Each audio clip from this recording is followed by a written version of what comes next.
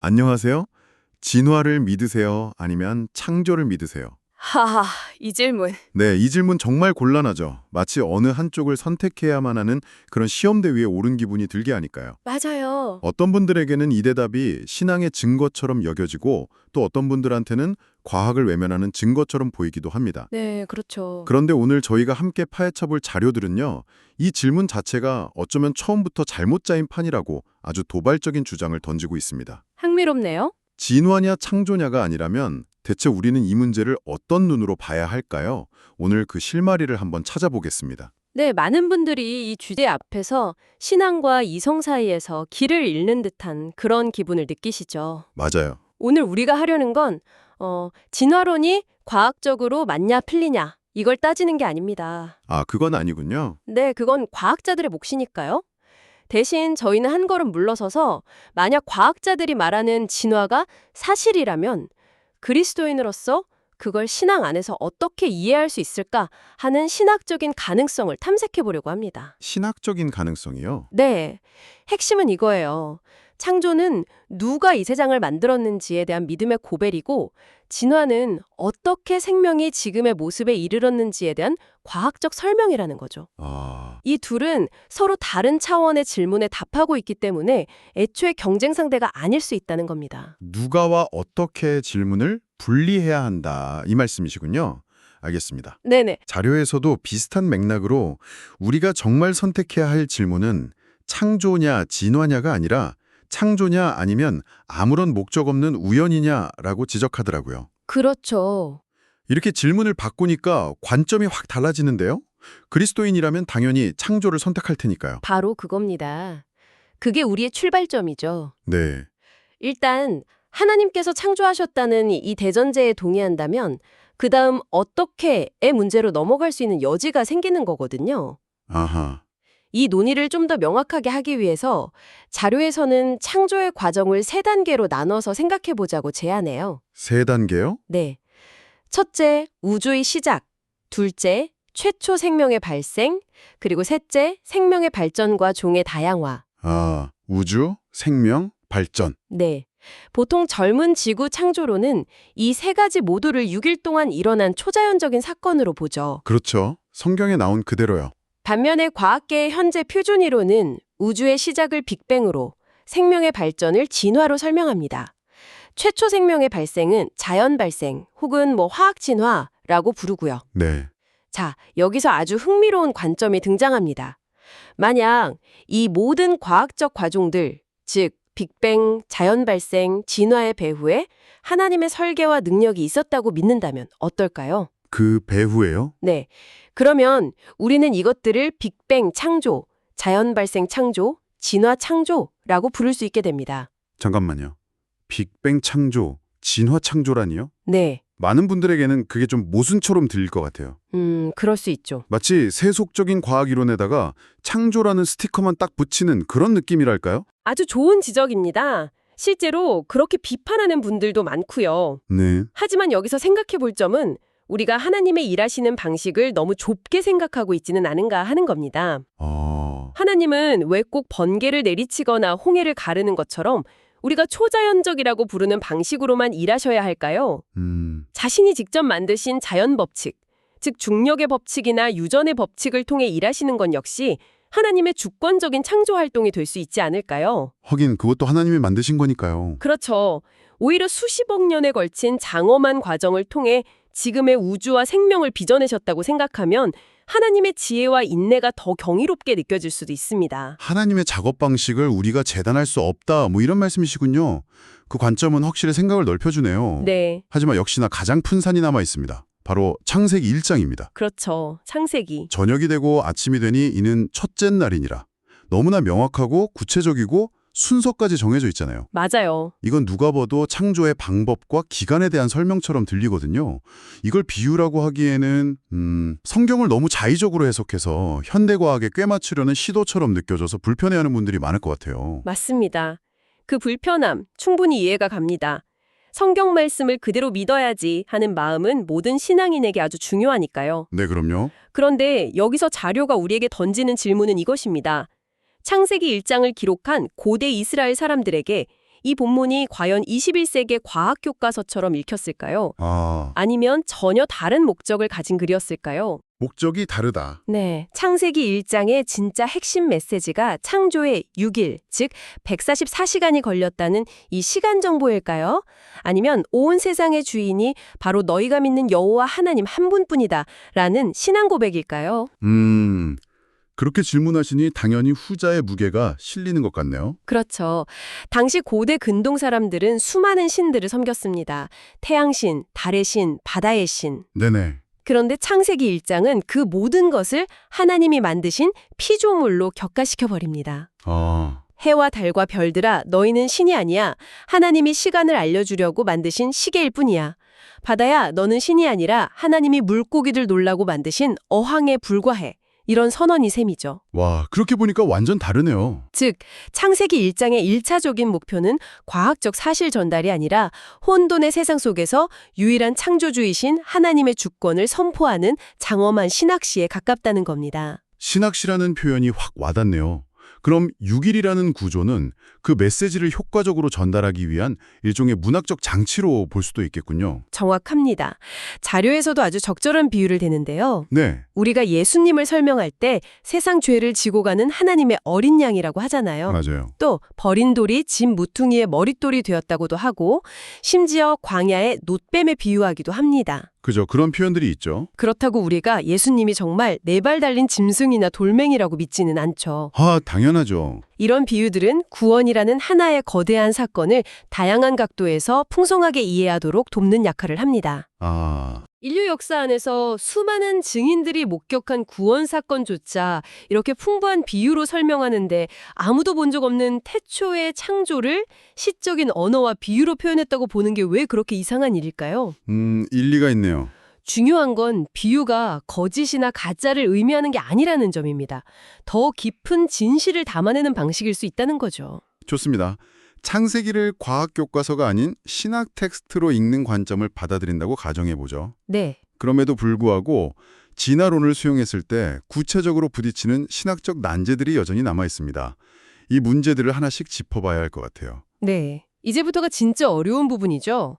자료에서 다루는 핵심적인 신학적 도전 3가지를 하나씩 살펴보겠습니다. 네. 첫 번째 질문, 아마 많은 분들이 떠올리셨을 텐데요.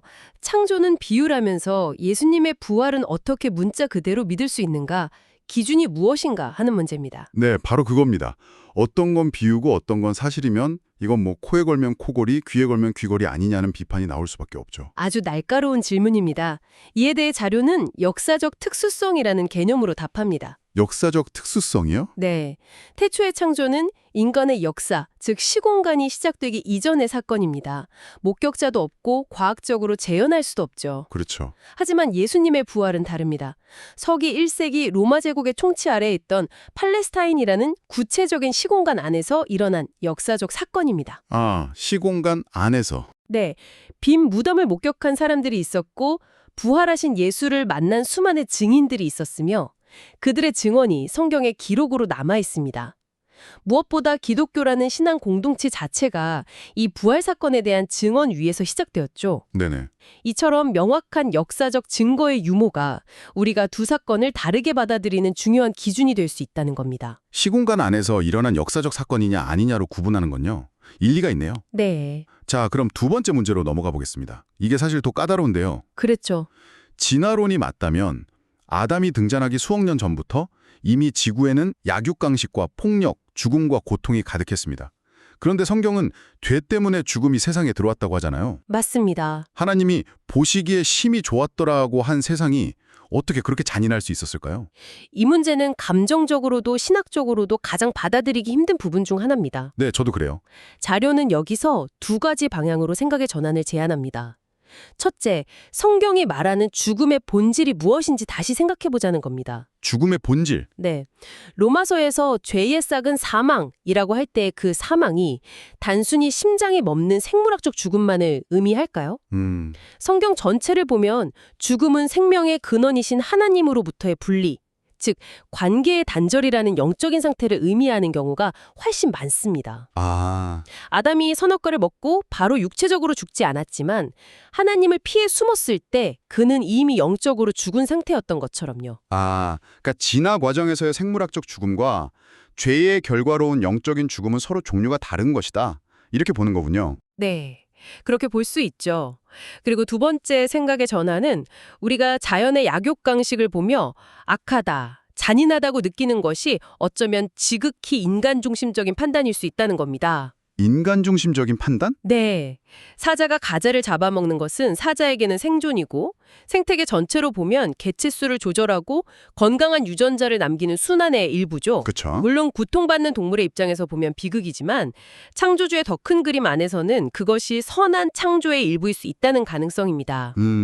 예수님께서 한 알의 밀이 땅에 떨어져 죽지 아니하면 한 알 그대로 있고 죽으면 많은 열매를 맺느니라고 하셨죠.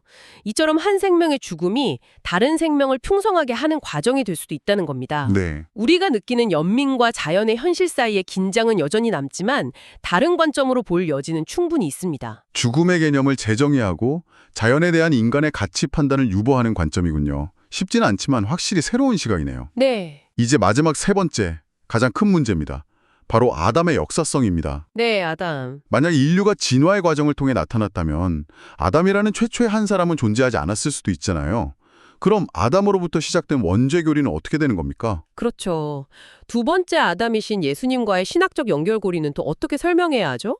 이게 무너지면 기독교의 핵심 교리가 흔들리는 것 아닌가요? 네, 구원론의 근간을 다루기 때문에 가장 민감하고 중요한 문제입니다. 맞아요. 우선 자료는 진화론을 받아들이면서도 아담의 역사성을 지키려는 다양한 신학적 시도들이 있다는 점을 소개합니다. 그런 시도들이 있군요. 네. 예를 들어 인류가 진화하는 과정에서 하나님께서 어느 시점에 특정 개인, 즉 아담 한 사람을 선택하셔서 하나님의 형상을 불어넣고 영적인 관계를 시작하셨다는 설명이 있습니다.